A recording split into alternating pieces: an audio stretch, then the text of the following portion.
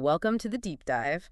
You've given us some fascinating sources that really promise to peel back that wholesome Dairyland image. Right, the cheese and beer thing. Exactly. And shortcut us straight into, well, the chilling side of Wisconsin's history. Today, we're deep diving into its pretty surprisingly macabre paranormal landscape. It's definitely worth a look. Your sources map out, what, over a dozen locations? And they really defy that state reputation. We're talking haunted hotels, abandoned asylums, mysterious ruins, lonely roads, the So works. what's the mission here? Just list them. Well, the idea is to categorize them a bit, sort of move from places where, folklore seems to be the main thing driving the fear, to sites where actual documented historical tragedy seems to be the root cause. Ah, okay. That's a great distinction because it gets at why a place feels haunted, right? Is it the story or is it the history? Precisely. Okay, well, since so many legends seem to start out there in the dark, let's begin where the pavement ends, on those isolated roads. Makes sense. We'll start with a couple of classic haunted road examples. First up is Boy Scout Lane in Stevens Point. Right, I saw that one. It's literally a dead-end road. Yep. And the haunting there feels very atmospheric. It seems mostly driven by the story. The legend is that a Boy Scout troop died out there. Maybe a fire, maybe they just vanished decades ago. And the activity is pretty subtle. Flickering lights, that feeling of being watched. Exactly, that creepy feeling, especially if you stop the car. It's almost like the perfect template for a local spooky story. Okay, so contrast that with maybe the most famous one in that area, the Bloody Bride Bridge. Highway 66, also near Stevens Point. Yeah, the Bloody Bride. Classic tale. Yeah. A bride killed in a car crash on her wedding night. People see her wandering on the bridge, often in the rain, wearing a bloodstained dress. But this is where that distinction you made earlier really kicks in, isn't it? Because the sources are really clear. They say zero evidence, no police reports, nothing official to back up that crash story. Right. Zero factual basis cited. Yeah. And yet, And yet, the legend is so strong. People still report seeing her. Full apparitions. It's almost like the belief itself conjured something up. it's fascinating, isn't it? Like the community needed a story for why that spot feels Mm. off. Mhm. Or maybe just plain terrifying. Yeah. But then there's Siren Bridge in that story. That one is tragically real. Sadly, yes.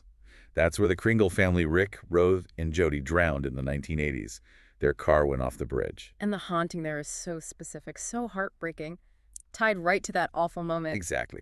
Drivers report the radio cutting out, suddenly just silence, and then they hear the little girl's voice, Jody's voice, presumably. Screaming, "Mommy, I can't get out," over and over. Just awful. Carries that real acute trauma of a specific horrible event. Which kind of leads us naturally from those sudden road tragedies into places where suffering and death were more drawn out, institutionalized. Yeah, very different kind of horror.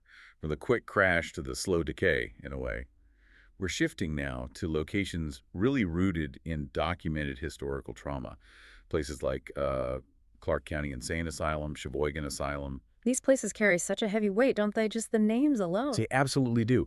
And the sources, they really detail the kind of mistreatment that went on. We're talking about some brutal so-called treatments. Like what? Things like electroshock therapy, being submerged in ice water for long periods, lobotomies, even bloodletting.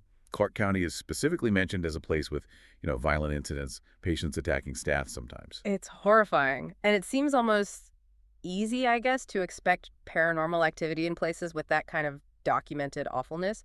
But did the sightings start after they closed down? Or were these places always seen as cursed? That's a good question.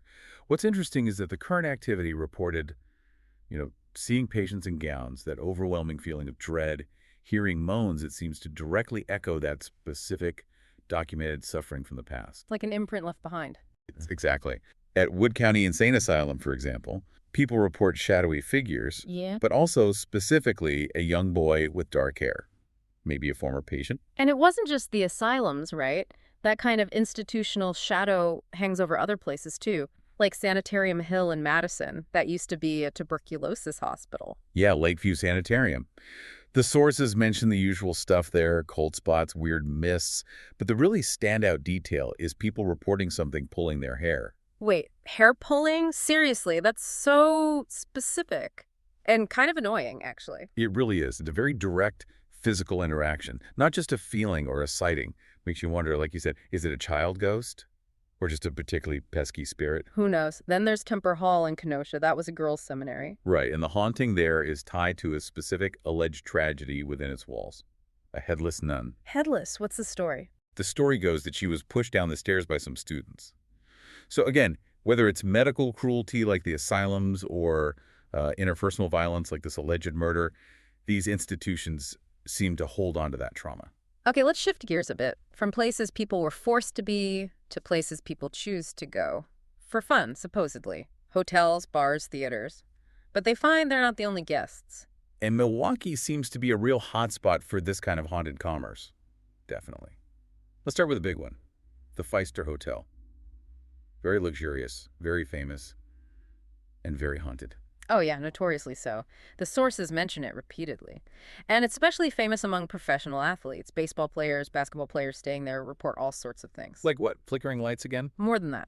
Electronics going haywire in their rooms, sudden, intense cold spots, hearing knocks on the door when nobody's there. And these are, serious athletes, not necessarily people looking for ghost stories. Is it the founder, Charles Pfister? He's supposed to haunt the grand staircase, right? Maybe just keeping an eye on things. Could be a bit of that, the caretaker ghost idea. But the sheer number of reports, especially from athletes, suggests maybe something more active. Or maybe just unsettling. Okay, then there's the Brumder Mansion, also Milwaukee, but a B&B with the mobster past. Yeah, a much more intimate setting. And maybe because of that, the experiences reported are sometimes, let's say, more visceral. Uh-oh. How visceral. Well, guests report really vivid dreams, seeing figures, that kind of thing. But there's also this extremely specific and frankly disturbing detail about mysterious blood appearing in a bathtub. Blood appearing on its own. Okay, that's visceral. Right. And then there's the ghost named Suzanne, apparently an older, quite dominant female presence. And she really dislikes dogs, specifically in the gold room. She dislikes dogs in one particular room. The specificity is almost funny. Almost. It is quite something. But things get properly dark when we look at some of the bars and taverns, especially those tied to, crime and tragedy. Shaker's Cigar Bar in Milwaukee is a prime example. Shaker, okay, what's the story there? Built on something bad. The worst possible foundation, really.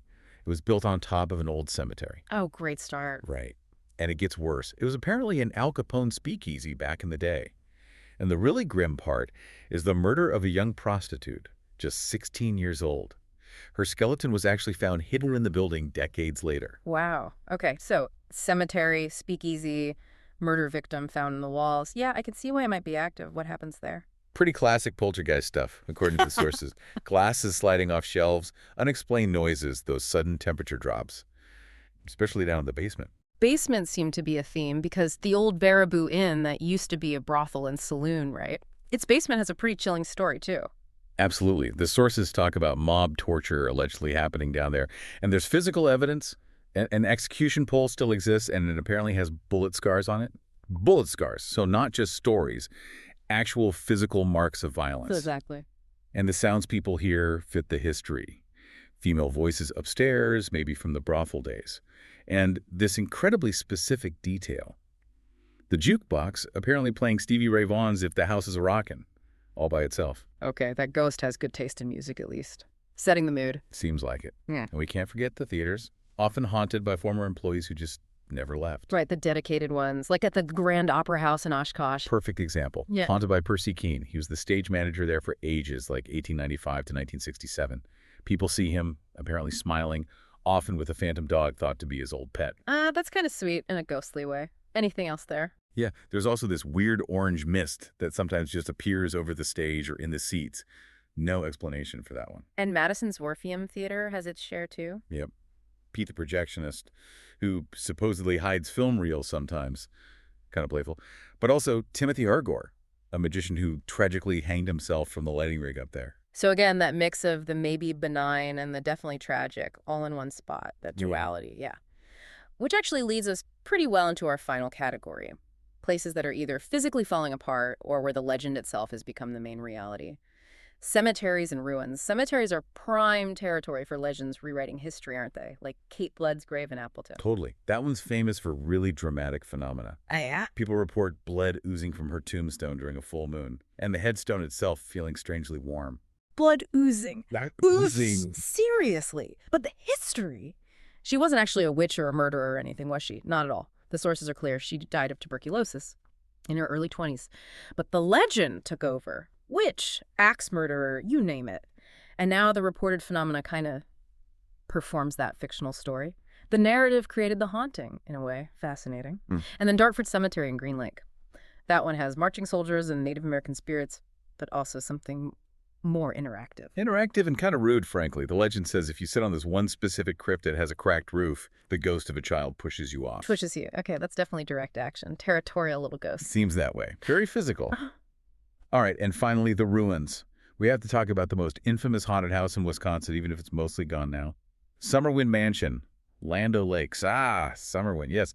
That place has a documented history of just breaking people. One owner, Lamont, apparently shot at a spirit he saw. Another family, the Hinshaws, only lasted 6 months before the husband had a breakdown and the wife attempted suicide.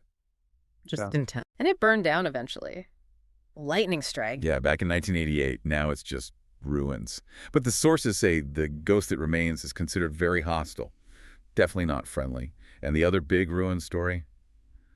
The Maribel Caves Hotel. Oh, Hotel Hell. Right. Used to be a fancy spa, then destroyed by fires, storms. Bad luck all around. People report seeing apparitions there, hearing footsteps, standard ruin stuff. But there's a kicker legend, isn't there? Oh, yeah.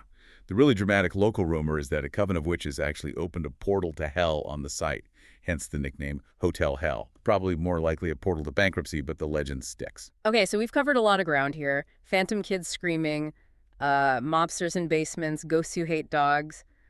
What does this all tell you, the listener, about Wisconsin's darker side? Well, what really stands out from your sources is this clear split, this kind of two distinct types of hauntings across the state. Yeah. You've got hauntings really tightly linked to documented, often extreme historical tragedy, things the asylum cruelty, the speakeasy murder. Right, the places where real, verifiable suffering happened. Exactly. And then you have the hauntings fueled almost entirely by local folklore, by powerful stories that just won't die, even if there's no proof, like Boy Scout Lane or The Bloody Bride.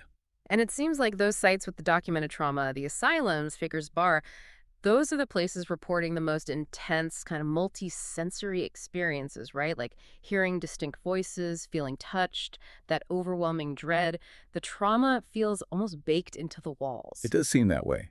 Meanwhile, those stories based purely on belief, like Bloody Bride or Kate Blood's Grave, they're still generating reports, even without police records or factual history backing them up.